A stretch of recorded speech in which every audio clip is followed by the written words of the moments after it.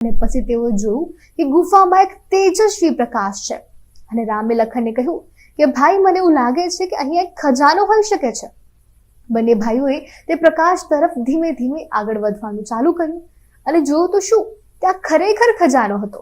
બંને ભાઈઓ ખજાનાને જોઈને ખૂબ જ ખુશ થઈ ગયા અને તેને લઈ જવાનો બંનેના મનમાં વિચાર પણ આવ્યો. પરંતુ તે દરમિયાન તેમને ખજાનાની પાછળ એક સિંહ દેખાયો અને તે જમીન પર ખૂબ જ ઘાયલ અવસ્થામાં પડ્યો હતો.